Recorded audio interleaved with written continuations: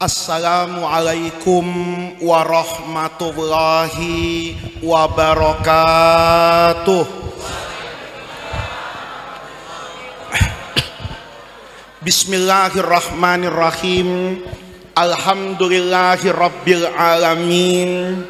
Wassalatu wassalamu ala asyrafil anbiya'i wal mursalin wa ala alihi wa sahbihi ajma'in, amma ba'du.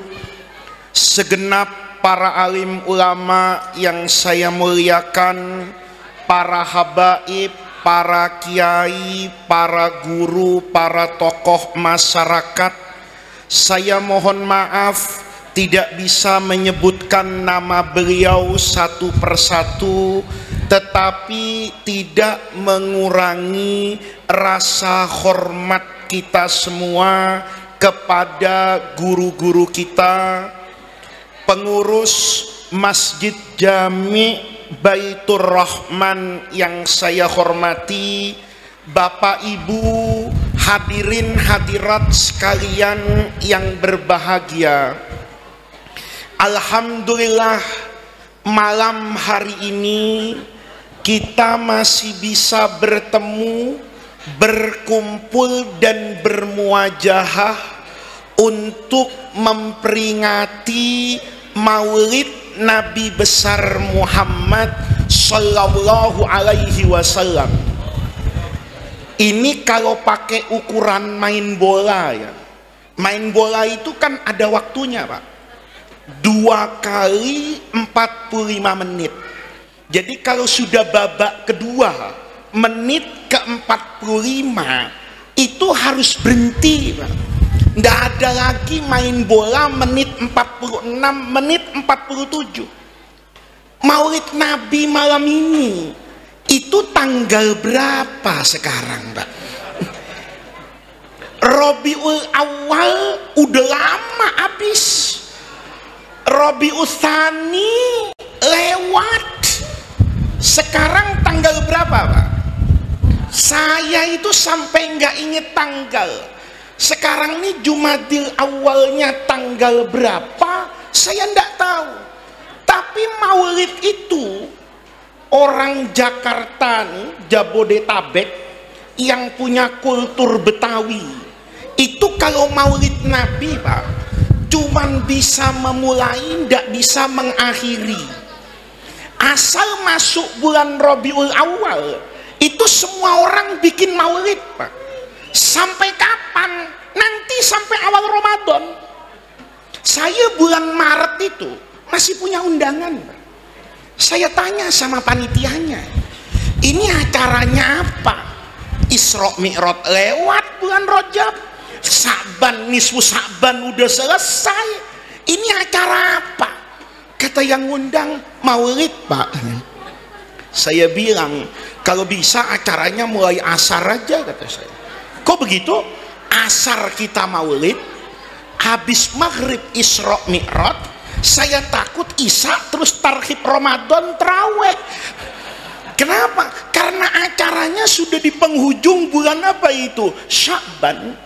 Kita ini di Jakarta, di Bekasi, di Depok, di Bogor, itu maulid berhenti kalau cuman mau apa itu? Ramadan. Tapi orang di sini ini, coba Bapak lihat, ada kejadian apapun, ada peristiwa apapun, mesti baca maulid. Ayo, dulu kita masih muda, ingat Pak, kalau mau ngelamar anak gadis orang, mau nikah, itu malam sebelum akad nikah itu baca maulid. Nanti sebelum akad nikah, biasanya dulu orang Betawi akad nikahnya itu hari Jumat Pak. Habis Jumat itu Betawi asli pakai shot. Betawi sekarang nggak ada yang akad nikah habis Jumat. Kenapa? Nggak ada orang kalau habis Jumat Pak, masih kerja semua. Dulu habis Jumat itu sebelum akad nikah itu baca maulid itu. Nanti setelah nikah, kumpul suami istri, hamil, itu 7 bulanin baca apa itu? Maulid. Begitu lahir, akekah, apa itu? Maulid nanti. Lepas punya anak, suaminya nabung nih. Ngapain? Bangun rumah. Peletakan batu pertama, baca maulid. Nanti rumahnya belum jadi nih. Timbang kapnya doang nutup ini. Itu orang Betawi dulu zaman saya kecil, itu baca maulid, Pak. Nanti rumahnya jadi, syukuran maulid. Orang Betawi itu ndak baca maulid cuman satu, Pak, kalau mati. Saya belum pernah ada dengar orang mati ke kuburan dianterin sama maulid, Pak. Tapi di Jawa pernah. Saya pernah, Pak, diajak sholat ke satu orang yang orang ini hidupnya itu istiqomah baca maulid. Itu begitu meninggal, wasiatnya, kalau nanti saya meninggal, itu tolong dari masjid sampai ke pemakaman dibacakan apa itu? Maulid. Jadi hidup kita ini sebetulnya itu hampir setiap hari selalu dengan maulid. Nih bapak-bapak nih, apalagi yang bininya malas masak, itu biasanya kalau masuk bulan Rabiul Awal, itu daftar maulid sebekasi ada itu. Nanti dia ngitung tuh, hari ini di sini, besok di sana. Oh, besok maulid subuh, besok maulid duha, ini besok maulid awal asar, ini maulid awal isya, ini maulid tengah malam. Itu ada semua yang namanya apa itu? Daftarnya. Apa yang ingin saya katakan Bapak Ibu sekalian?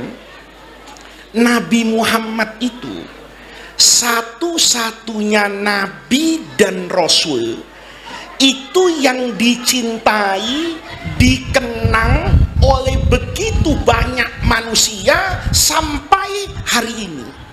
Coba, nabi itu yang harus kita imani kan bukan cuma Nabi Muhammad.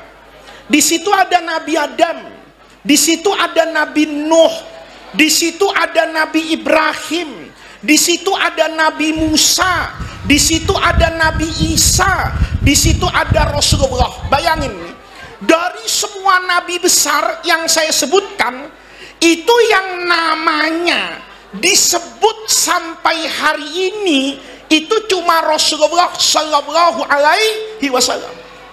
Bapak nih di Bekasi pernah datang haulnya Nabi Ibrahim? Hah? Pernah ada orang Bekasi ya bikin acara maulid Nabi Ibrahim alaihissalam? Orang Yahudi itu di Israel itu masih banyak, Pak. Tapi saya selama ada di Timur Tengah belum pernah dengar ada orang Yahudi bikin maulidnya Nabi siapa itu? Nabi Musa. Nggak ada. Tapi Rasulullah itu begitu ada acara maulid, jangankan di maulid, di luar maulid kita selalu menyebut Rasulullah Shallallahu Alaihi Wasallam. Kalau saya tanya, Bapak sholat kayak siapa? Saya sholat kayak guru saya. Guru saya dari gurunya nyambung sampai Rasulullah. Wudhu kita kayak siapa? Akhlak kita kayak siapa? Itu jawabannya pasti Rasulullah. Tradisi agama lain itu belum tentu, Pak. Tanya sama orang yang agamanya di luar agama Islam. Tanya sama mereka, pengetahuan mereka terhadap nabi mereka itu pasti berbeda dengan pengetahuan saya terhadap Rasulullah Shallallahu Alaihi Wasallam. Kita Rasulullah itu dari A sampai Z tahu. Kita Rasulullah dari pagi, siang, sore, malam itu kita tahu Rasulullah. Kenapa Bapak? Ini ada yang penting ini. Karena Rasulullah itu, Pak, yang menempel pada diri Rasulullah itu akan selalu mengagumkan sepanjang zaman. Beda dengan nabi-nabi sebelum Rasulullah. Mengagumkannya itu temporer. Yang dulu hebat dijadikan mukjizat oleh Allah kepada Nabi Ibrahim misalnya, itu kalau diukur dengan ukuran hari ini, boleh jadi yang hebat buat Nabi Ibrahim itu tidak lagi hebat buat kita di zaman sekarang. Contoh nih Pak, kalau saya tanya sama Bapak, apa yang Bapak tahu dari Nabi Ibrahim? Apa yang Bapak ingat dari Nabi Ibrahim? Pasti jawaban orang, yang saya tahu dari Nabi Ibrahim, itu Nabi yang tidak mempan dibakar. Mukjizat terbesar Nabi Ibrahim itu nggak mempan dibakar. Gara-gara Nabi Ibrahim nggak mempan dibakar, orang jadi percaya kalau ini adalah seorang Nabi. Hebat Pak. Tapi hari ini nggak mempan dibakar itu bukan sesuatu yang istimewa. Saya pernah ceramah depan anak SD. Saya lupa tapi anak SD sekarang itu anak SD yang cerdas Pak. Generasi Samsung sama iPhone ini itu punya daya kritis yang luar biasa. Beda sama kita. Kita dulu dikasih tahu guru kita, percaya Pak. Asal guru ngomong, sami'na wa atokna. Contoh nih, dulu kalau di Bekasi ada kiai nggak Jumatan, itu muridnya percaya kalau gurunya Jumatan di Mekah. Bapak masih ingat? Kalau dulu ada orang nggak Jumatan, saya misalnya tinggal di Jati Asih nih, tahu-tahu begitu Jumatan, saya ndak ada. Nanya orang Jati Asih, itu guru kemana? Nggak kelihatan Jumatan. Mesti orang tua kita dulu nutup mulut, nggak boleh ngomongin guru. Kenapa? Beda makom. Kita santri, murid, Jumatan di Jati Asih. Guru Jumatan di Mekah, percaya Pak? Saya percaya dulu. Sekarang siapa yang mau percaya? Saya mau tanya sama Bapak. Kenapa? Dulu orang umroh jarang. Dulu telepon itu mahal Pak. Saya di Mekah dulu tahun 90, itu nelpon 1 menit itu 9 real Pak. Sekarang real itu 3.000. Jadi 1 menit dulu itu 27.000 ngakan pulsa itu. Kalau 10 menit bisa 300.000 Pak. Orang untuk nelpon mikir. Sekarang ada makhluk namanya WhatsApp. Semua orang telepon gratis. Bukan cuma telepon, video call malah ada gambarnya. Ayo coba sekarang.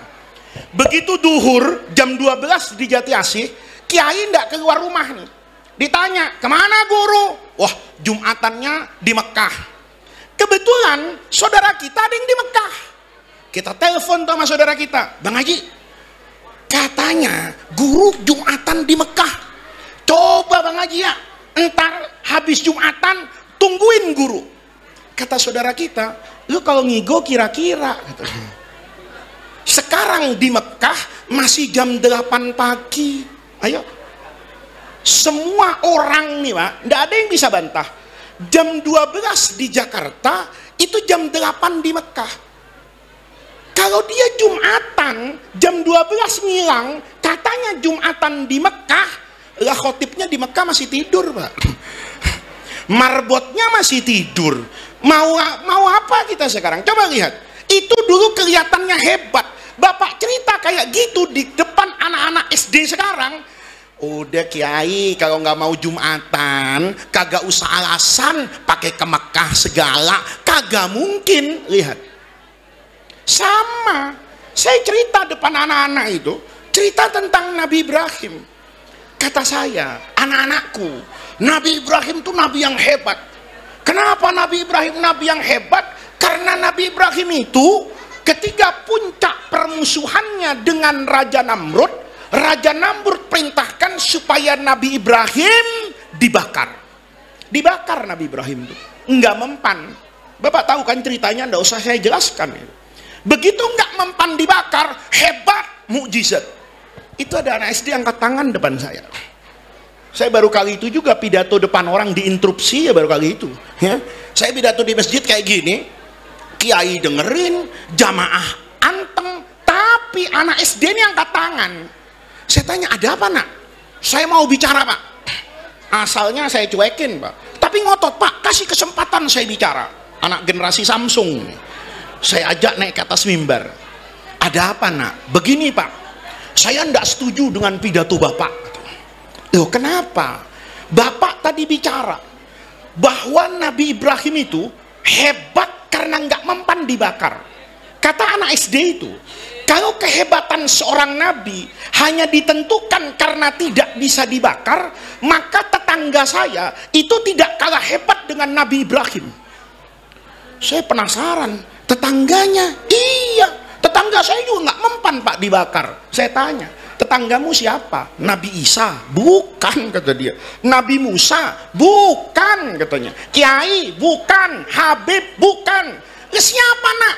Enteng dia jawab, tetangga saya pemadam kebakaran. Itu kalau kata anak Gen Z sekarang, saya kena mental itu. Karena kalau pakai ilmu mantik, anak tadi bener Pak, dan saya salah. Ayo, Nabi Ibrahim itu tidak mau ketemu api Pak. Nggak ada dalam skenario hidupnya Nabi Ibrahim itu nantang-nantang minta dibakar tuh nggak ada. Tapi takdir Allah bilang, Ibrahim, dakwahmu itu harus bertemu dengan api, dibakar. Begitu mau dibakar, malaikat Jibril turunkan Pak, bawa jimat bersertifikat halal itu. Yang Allah firmankan itu, ya naru kuni bardan wasalaman ala Ibrahim. Tarkibnya bagus itu Pak. Jibrilnya hatam alfiyah itu rupanya. Ya naru dinakirohin Pak. Kata Jibril, tenang Ibrahim, Allah sudah berfirman min fauqi sab'i samawat, ya naru nakiroh, semua api hari itu, jam itu, dimanapun, bukan cuman api yang akan membakar kamu, api sedunia sama Allah dijadikan kuni bardan adem, api yang panas jadi dingin, wasalaman yang membakar justru mendatangkan keselamatan kepada Ibrahim. Itu pakai malaikat Jibril.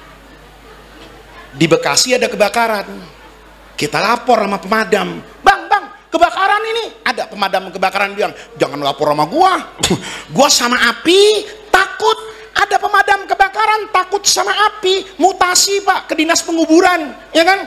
Yang namanya pemadam kebakaran pasti akan bertemu dengan, dan begitu ada kebakaran besar, pemadam kebakaran kan tidak pernah tanya malaikat Jibril, ayat yanaru kuni bardan wasalaman masih berlaku apa sudah expired Jibril? Enggak. Dia ambil bajunya, dia ambil helmnya yang dibuat karena kemajuan ilmu pengetahuan manusia, karena hebatnya teknologi, dia pakai baju anti api, dia pakai helm anti api. Api yang besar itu tidak berarti apa-apa. Dia kalau pakai perlengkapan yang sempurna, masuk ke dalam, keluar menyelamatkan orang, dia tidak terbakar. Orang yang tidak terbakar itu bukan lagi sesuatu yang apa ini, yang hebat dan aneh. Coba lihat Pak. Tapi tidak untuk Rasulullah Shallallahu Alaihi Wasallam. Nabi Muhammad itu mukjizatnya sederhana, tapi sampai hari ini itu nggak bisa dibantah orang. Apa contohnya? Quran. Nih, kita harus tahu nih Pak. Nabi Muhammad yang kita peringati Maulid, ini benar panitia ini. Mukjizatnya itu ada pada Quran satu, yang kedua pada akhlak Nabi. Nabi Muhammad tuh nggak kayak Nabi dulu. Kalau Nabi sebelum Nabi Muhammad menghadapi kaumnya yang kafir, itu Allah kasih mukjizatnya menghancurkan Pak. Nabi Musa itu. Begitu Fir'aun ngelawan, kan Allah buat apa itu? Tenggelam. Tapi Nabi Muhammad nggak ada yang Allah hancurkan itu. Allah biarkan. Kenapa? Mukjizat Nabi Muhammad itu ada pada diri Rasulullah, pada akhlak, dan nanti pada Quran. Makanya Bapak, Nabi Muhammad itu dikasih mukjizat juga yang model Nabi Ibrahim. Nabi Ibrahim nggak mempan dibakar. Nabi Muhammad misalnya itu jarinya bisa keluar air. Nabi Muhammad tuh bisa membelah bulan. Tapi tidak semua orang Islam tahu Pak. Dan tidak apa-apa. Bapak kalau saya tanya, pernah tahu nggak kalau Nabi Muhammad jarinya keluar air? Anak baru tahu, anak nggak tahu, nggak apa-apa.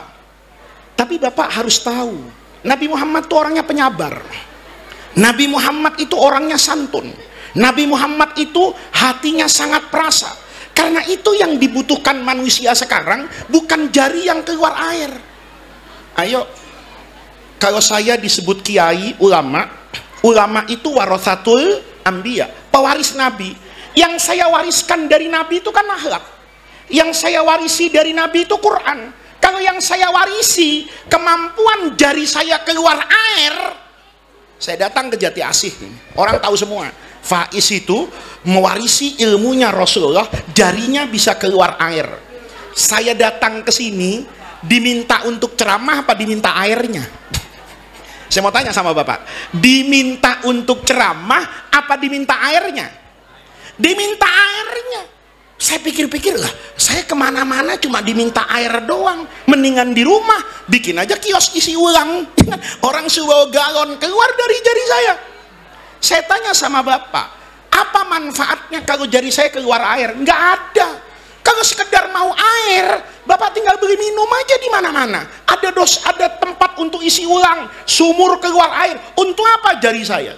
Kan lebih bermanfaat kalau saya datang ke sini membawa Quran dan hadis, karena disitulah sejatinya mukjizatnya Rasul.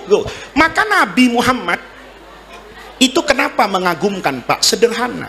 Nih, orang sering tanya sama saya, kenapa Nabi Muhammad Allah jadikan itu buta huruf, Pak? Nabi Muhammad tuh tidak bisa baca, tidak bisa nulis. Itu kata Quran. Wa ma kunta tatlu min qablihi min kitabin wala takhutuhu biyaminika. Engkau Rasulullah, kata Allah, ini satu-satunya nabi yang tidak pernah bersentuhan dengan peradaban keilmuan. Nabi Muhammad itu Allah turunkan di Mekah. Di Mekah waktu itu masanya disebut masa jahiliyah. Nabi Muhammadnya buta huruf. Tapi jangan ditiru. Ini ada juga murid nih, separuh pinter banyak begonya. Dengar Nabi Muhammad buta huruf, kagak sekolah. Begitu mau ngelamar anak orang, ditanya, lu ijazahnya S1? Kagak, Pak Haji. Saya enggak kuliah. SMA? Enggak. SMP? Enggak. SD? Enggak. TK? Enggak. Ente buta huruf? Pak Haji, jangan menghina orang buta huruf. Saya buta huruf itu niru Rasulullah Shallallahu Alaihi Wasallam. Nih, orang yang kayak gini, Pak, boleh dikerek di tiang bendera itu. Ya. Kenapa? Dia enggak paham. Orang buta huruf itu hina, Pak. Tapi buta hurufnya Rasulullah itu jadi kemuliaan. Kemuliaannya di mana? Nabi buta huruf nih, nggak pernah sekolah. Berarti harusnya Nabi nggak tahu apa-apa. Coba Bapak kalau di rumah, diem aja di rumah, nggak pernah baca buku, nggak pernah dengerin berita, nggak pernah apa-apa. Bapak nggak tahu apa-apa. Rasulullah ini unik, Pak. Uniknya di mana? Nabi itu buta huruf. Satu, nggak pernah bertemu dengan begitu banyak orang. Tapi nanti ada banyak hal yang tidak diketahui oleh orang di masa itu, Nabi tahu, Pak. Nih, contoh nih, Nabi itu Qur'annya itu bisa bercerita peristiwa di masa lalu dan bisa cerita peristiwa di masa yang akan datang, padahal Rasulullahnya tidak bisa baca, tidak bisa nulis. Saya kalau tanya sama Bapak misalnya, Bapak tahu sejarah Majapahit nggak? Bisa cerita, Pak. Kalau saya tanya, kenapa Pak Haji bisa tahu cerita Majapahit? Karena saya dulu sekolah di SD, Pak. Di SD itu ada pelajaran sejarah Indonesia, ada bukunya, saya baca. Oh, ternyata pendiri Majapahit itu Raden Wijaya, nanti ketemu dengan patih namanya Hayam Wuruk di Gajah Mada. Di era Hayam Wuruk, Majapahit sampai kepada zaman keemasannya. Saya tanya, kenapa bisa cerita kayak begitu? Karena saya sekolah. Kalau tidak sekolah, tidak baca buku sejarah, tahu Majapahit? Tidak tahu. Tapi Rasulullah itu bisa cerita, Pak.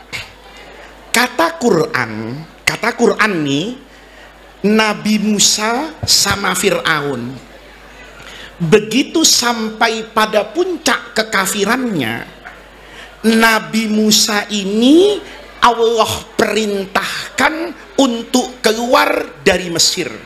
An akhrij qaumaka, keluar kaum Musa bersama kaummu, pindah dari negeri Mesir, pindah ke Palestina. Kata Jibril, Musa pindahnya sekarang. Kenapa? Karena kalau besok pagi Fir'aun sudah menyiapkan pasukan untuk membunuh kamu dan pengikutmu. Kata Musa, jadi harus sekarang. Karena mendadak, tidak pakai persiapan, Pak. Diajak semuanya nih sama Nabi Musa. Nabi Musanya lupa, handphonenya nggak dibawa, Pak. Karena nggak bawa handphone, Nabi Musa nggak buka Google Maps. Nih, orang sekarang kan kemana-mana tahu, Pak. Tinggal Sherlock. Maka kalau ada kiai minta dijemput, itu kiai zaman kolonial, Pak. Kalau kiai milenial, itu saya tanya panitia, acara jam berapa, masjid apa, alamatnya jelas, Sherlock, saya datang sendiri. Kenapa? Dipandu oleh satelit, Pak. Kemana aja satelit itu tahu. Nabi Musa lupa, nggak bawa handphone. Begitu keluar karena panik, lari, Pak, ke Tanjung Priuk. Nih, ya, ibarat sekarang nih, larinya ke Tanjung Priuk. Sampai di Ancol laut. Kata anak buahnya, gimana sih komandan kabur ke laut? Kata Musa, emang kenapa? Kaburnya ke Bogor, naik gunung, ada sungai, ada lembah, ada pohon, ada gua. Kita dikejar Fir'aun main umpetan, ya kan? Namanya perang gerilya. Perang gerilya itu di hutan, nggak mungkin perang gerilya itu di lapangan. Itu bukan perang gerilya, perang-perangan. Karena di depan laut, kata orang di belakang Musa, mati kita. Kata Nabi Musa, kalla, nggak mungkin. Kita nggak mungkin mati. Kata kaumnya, pengikutnya, santrinya nih, muridnya bilang, gimana nggak mati? No, Fir'aun di belakang udah ngejar. Kata Nabi Musa, innama ya Rabbi. Fir'aun punya tentara, Fir'aun punya senjata, saya punya Allah. Kata muridnya, apa yang akan diperbuat oleh Allah? Kata Nabi Musa, sayahdin, Allah pasti akan memberi petunjuk kepada saya. Belum sampai huruf nun di sayahdin, Jibril turun. Kata Jibril, ada apa Musa? Kata Musa, pakai ada apa lagi lu nanya? No, lihat Fir'aun di belakang ngejar ini PJR, ya kan? Ini udah ngejar ini. Sebentar lagi kita ketangkep, bukan ditilang, mati.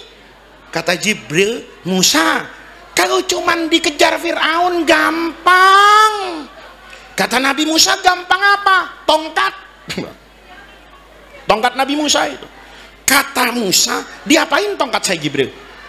Pukul ke laut. Dipukul sama Nabi Musa itu, air laut merah itu langsung jadi underpass, Pak.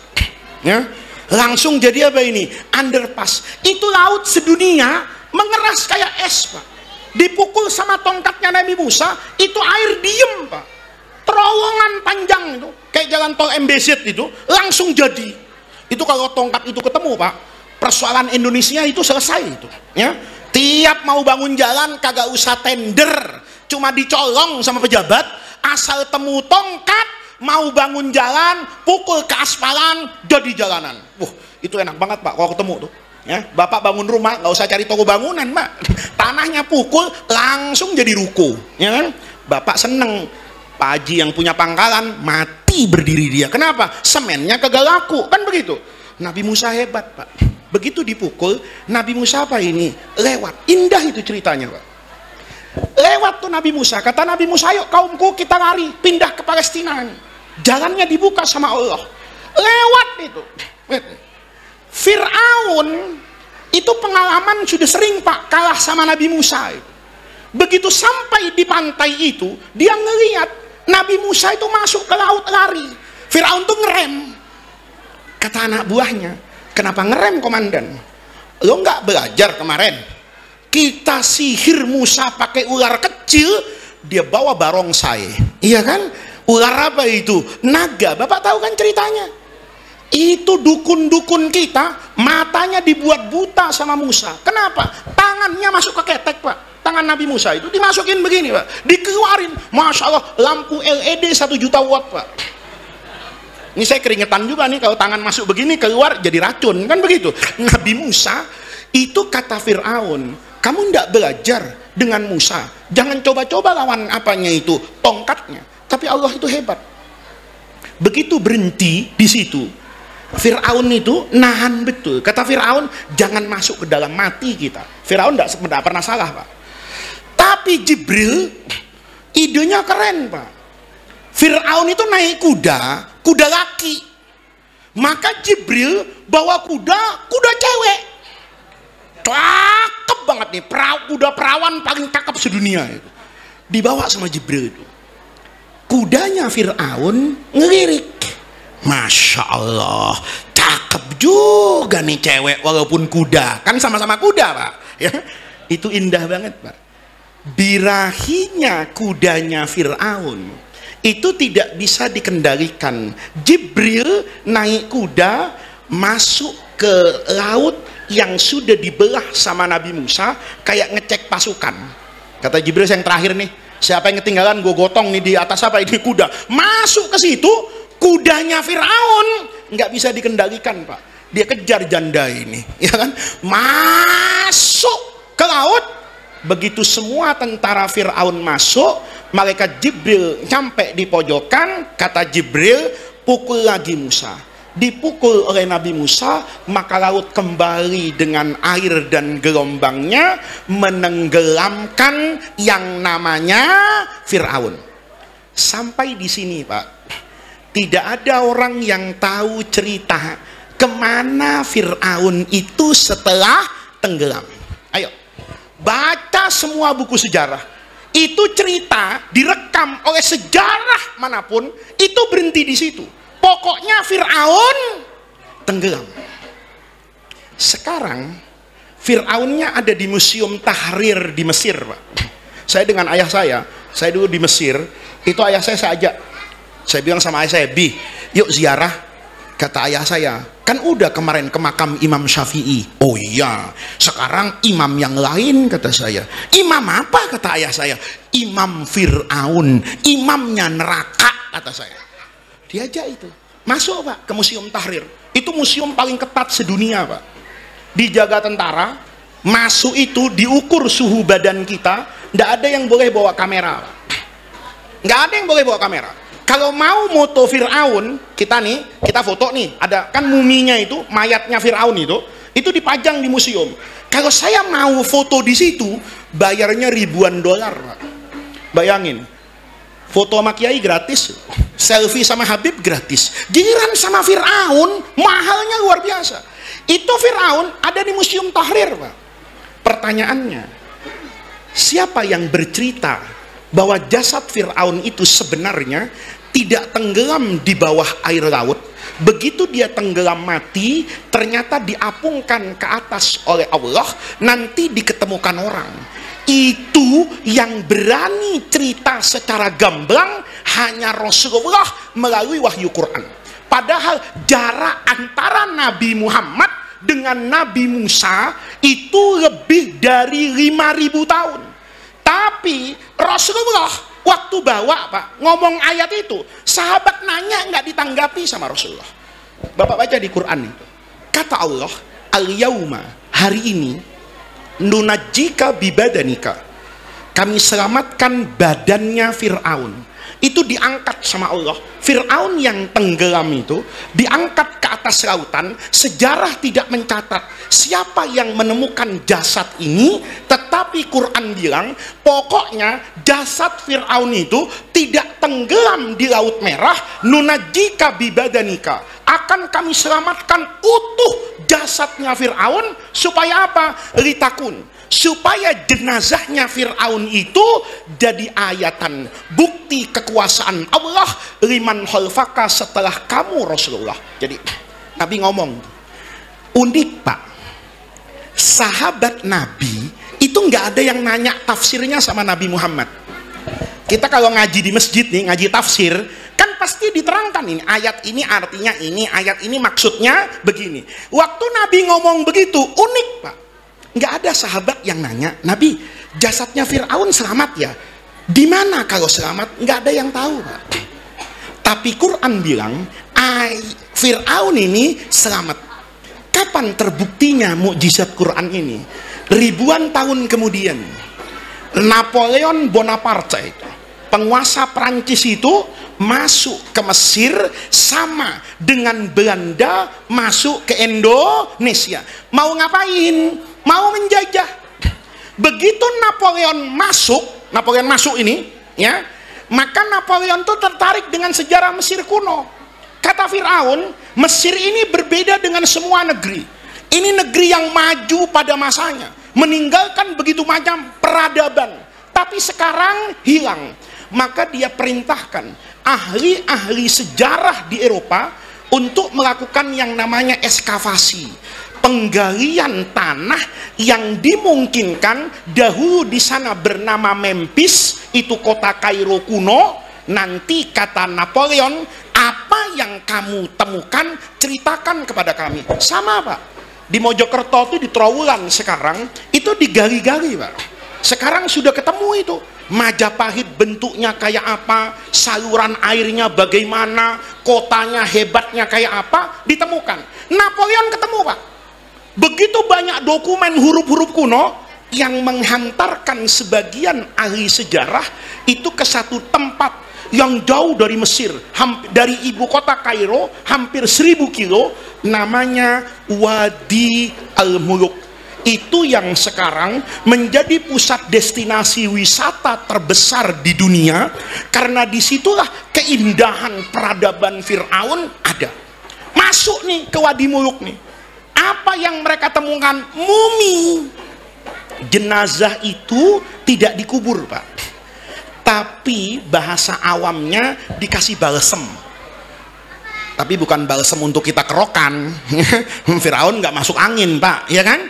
Dikasih balsem tuh, awet jasad Firaun tuh.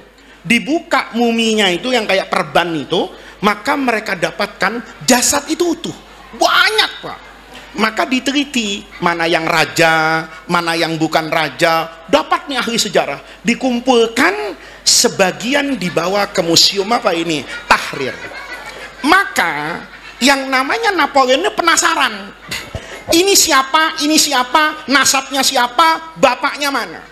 Dia panggil, Pak, ahli forensik yang paling hebat di Amerika yang namanya Maurice Bucaille. Dipanggil nih. Kamu, kata Napoleon, saya izinkan untuk melakukan apa yang biasa dilakukan polisi yang namanya otopsi. Otopsi itu ada kecelakaan, kan jenazahnya diperiksa, Pak. Kalau ini orang katanya mati ditembak, maka dokter akan melihat luka tembaknya. Ini berapa senti masuknya, supaya nanti ketika polisi memeriksa, polisi bisa tahu kalau luka kayak gini ditembak dari 12 meter, kalau luka kayak gini tembakan jarak dekat. Maka cari orang-orang yang ada di sekitar itu untuk menemukan pelakunya. Itu namanya otopsi. Apa yang menarik? Di antara satu mumi itu, Maurice menemukan mumi yang berbeda dengan yang lainnya. Apa bedanya? Yang ini begitu dibedah forensik, jasad bagian dalamnya itu mengandung garam, Pak. Maka kata dokter ahli forensik, jenazah ini matinya tenggelam. Diselidiki, kok tenggelam ya? Ahli sejarah ingat dengan cerita Nabi Musa dengan Fir'aun, diselidiki secara genetika, akhirnya disimpulkan jenazah ini Ramses II. Ini adalah Raja Mesir yang bertemu dengan Nabi Musa. Hari ini jenazahnya bisa dilihat terbuka di Museum Tahrir. Quran bilang, al-yauma nunajjika bibadanika. Hari ini kami selamatkan Fir'aun dengan badannya, supaya semua orang bisa tahu raja yang hebat seperti Fir'aun kalau berhadapan dengan kekuasaan Allah yang hebat akan musnah, tenggelam, kalah oleh kebenaran yang dibawa Nabi Musa. dibaca kayak begini Pak. Beberapa ahli Eropa itu baca syahadat Pak. Kata mereka, saya percaya kalau Quran ini datangnya dari Allah. Kenapa?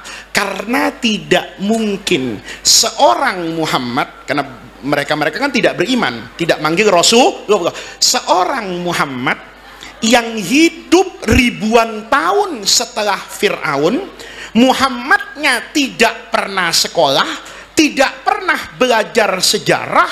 Kota Mekah bukan kota yang bersinggungan dengan peradaban, tetapi Muhammad bisa bercerita tentang apa yang terjadi ribuan tahun yang lalu.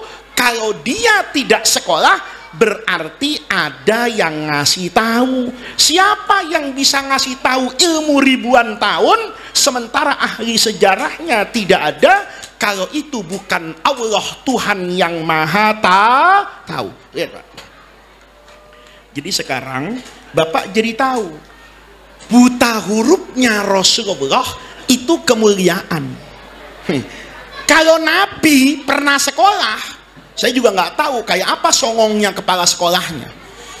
Nabi ini pernah sekolah nih, misalnya saya ada pesantren Darul Rahman, murid saya ada yang jadi nabi, songong saya Pak.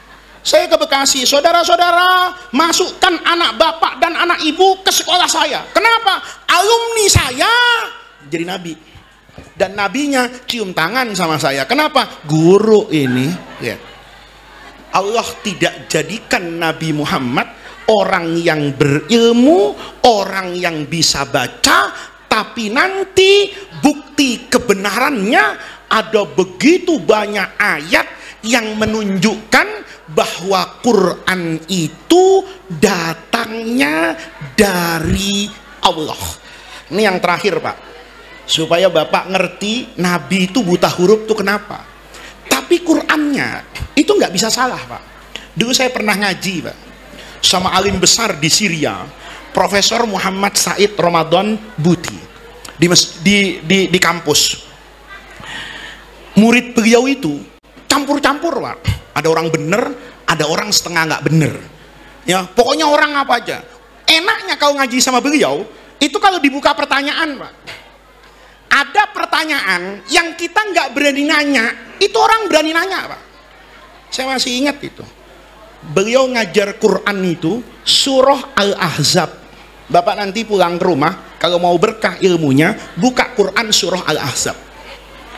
Surah itu Allah turunkan diantaranya untuk membatalkan tradisi jahiliyah yang namanya tabanni. Tabanni itu ada orang ngangkat anak, bukan anaknya, diangkat anak, diperlakukan seperti anak kandungnya, nasabnya dihapus. Nih misalnya ada anak namanya Ahmad, bapaknya Muhammad, nih diambil anak sama orang namanya Mahmud, maka mulai besok itu data kependudukannya dihapus bapak aslinya, yang ada disebut dengan Ahmad bin Mahmud. Itu yang terjadi pada sahabat Nabi yang namanya Zaid bin Harisah. Dulu sebelum turun surah Al-Ahzab, semua orang di Mekah manggil Zaid itu Zaid bin Muhammad, karena Sayyidina Zaid bin Harisah itu diangkat anak sama Rasulullah. Maka anak angkat itu jadi kayak anak kandung, nasabnya ke bapak angkatnya. Itu mau dibatalkan sama Quran. Kata Quran nggak boleh gitu.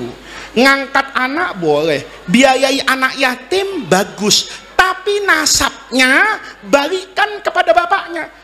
Quran ngasih ayat bagus Pak. Kata Quran gini, nggak boleh ada orang punya dua bapak. Sebagaimana di dalam tubuh manusia itu ada organ yang berpasang-pasangan, tapi ada satu organ yang tidak mungkin ada dua, namanya hati. Ini Pak, kata Quran, kalau manusia punya dua hati repot Pak. Hati yang satu maulitan, hati yang satu dangdutan, bingung itu jalan. Kata hati gua yang ini ngaji, hati gua yang ini dangdut, nggak bisa. Maka Quran nulisnya indah nih Pak. Ma ja'alallahu li rajulin min qalbaini. Allah tidak pernah menciptakan li rajulin buat satu laki-laki min qalbaini punya dua hati. Nih, saya nggak panjang-panjang nih. Karena guru saya bilang, anak itu bapaknya cuma satu, nggak boleh punya bapak dua. Quran bilang perumpamaannya seperti hati. Semua maja'alallahu lirajulin. Allah tidak pernah menjadikan buat seorang laki-laki punya dua hati. Muridnya Profesor Said nih, ada yang berani Pak, angkat tangan. Guru, kayaknya Quran salah. Kalau di Bekasi kan nggak ada yang berani ngomong begini, takut penistaan agama Pak. Ini muridnya berani betul. Guru, ayat Quran ini salah guru. Kata guru saya, salahnya di mana nak? Coba guru baca. Allah bilang, Allah tidak pernah menjadikan di dalam rongga tubuh seorang laki-laki dua hati. Kata anak perempuan nih yang nanya, rasanya guru bukan cuma laki-laki, perempuan juga Allah ciptakan cuma dengan satu hati. Laki-laki hatinya satu, perempuan juga hatinya satu. Harusnya Quran itu tidak menggunakan kata yang berkonotasi gender, harusnya pakai kata yang normal, tidak bias gender. Mestinya, nih anak tadi bilang, Quran tuh ngomong bukan maja'alallahu lirajulin, tapi maja'alallahu liinsanin. Allah tidak menjadikan pada tubuh dua manusia, pada tubuh satu manusia ada dua hati. Kenapa? Karena laki dengan perempuan itu sama, hatinya cuma satu. Kenapa Quran pakai kata laki? Harusnya pakai kata orang yang netral, bisa untuk laki, bisa untuk. Saya dengar kayak gitu Pak, saya kaget juga. Iya benar juga ya kata saya. Kan bukan cuma saya yang hatinya satu, tapi perempuan juga hatinya satu. Tapi kata Quran enggak, yang hatinya cuma satu itu laki. Saya mikir itu, kalau perempuan hatinya berapa kata saya, hatinya juga satu. Guru saya ngomong enteng Pak jawabannya. Anak perempuan yang nanya itu ditanya, Ananda, pertanyaannya bagus sekali itu Ananda, tapi sebelum saya jawab, saya mau tanya Ananda, Ananda masih gadis apa sudah nikah? Saya mikir itu, apa kaitannya ayat ini sama janda dan perawan atau udah nikah apa? Kenapa guru saya nanya, Ananda yang perempuan yang nanya, sudah nikah apa belum? Dia jawab, saya masih gadis guru. Senyum guru saya itu bilang, karena kamu masih gadis, saya paham. Kamu tidak bisa mengerti tentang ayat ini. Kalau kamu sudah menikah dan pernah hamil, kamu tidak akan bertanya tentang kebenaran ayat ini. Kata yang nanya, apa maksudnya guru? Begini, kalau perempuan hamil, maka di dalam rongga tubuh perempuan itu ada bayi. Bayinya pasti punya hati. Artinya apa? Yang tidak pernah ada dua hati itu cuma orang laki. Tapi orang perempuan pada masa kehamilannya pasti di dalam rongga tubuhnya ada dua hati. Hatinya sendiri dengan hati anaknya. Coba. Ini kalau saya terusin Pak, cerita Quran kayak gini sampai subuh nggak selesai Pak. Apa yang ingin saya katakan? Kita maulid Nabi itu harus ingat ini. Mukjizat terbesar Rasulullah itu ada pada ilmu, ada pada akhlak, ada pada Quran. Maka ketika kita sering datang ke maulid Nabi, itu harus berbanding dengan semakin bertambahnya ilmu kita, ilmu yang bisa mencerahkan masyarakat. Kalau kita bisa menjaga seperti ini di era di mana kemuliaan itu ditandai dengan kemajuan ilmu pengetahuan, maka satu-satunya agama yang selalu hidup berdampingan mesra dan selaras dengan semua pengetahuan manusia itu hanya Islam, dibawa oleh Rasul yang Rasulnya buta huruf, tidak bisa nulis, tapi wahyu pertama bunyinya Iqra, baca, wahyu kedua bunyinya nun wal qalami ballpoint. Orang itu kalau mau maju syaratnya rajin baca, apa yang dibaca ditulis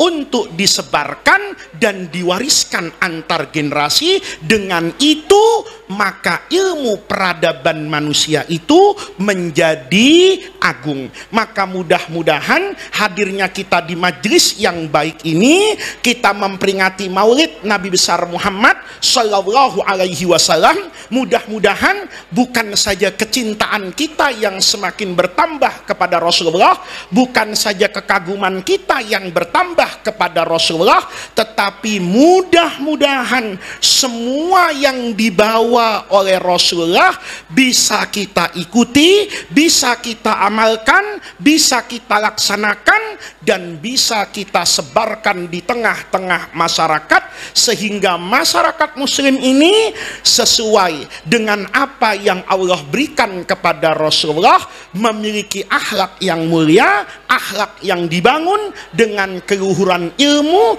yang bersumber dari Allah Subhanahu wa ta'ala. Mudah-mudahan Allah jadikan jam'ana hadza jam'an marhuma wa tafarruqana mim ba'dihi tafarruqan maksuma. Mudah-mudahan hadirnya kita di majlis yang baik ini menjadi tawassul dan wasilah kita untuk mendapatkan khairat dunia wal akhirah. Mudah-mudahan hadirnya kita di majlis maulid ini menjadi kunci agar kita kelak pada hari kiamat mendapatkan asyafaatul uzma dari Rasulullah Sallallahu Alaihi Wasallam, berkumpul dengan para nabi, para orang soleh dalam ridho dan rahmat Allah fil firdausil a'la. Rabbana atina min ladunka rahmah wa hayyi lana min amrina rasyada. Allahumma la tahrimna khaira ma indaka li syarri ma indana. Kurang lebihnya saya mohon maaf. Wallahul muwaffiq ila aqwamit thariq. Wassalamu alaikum warahmatullahi wabarakatuh.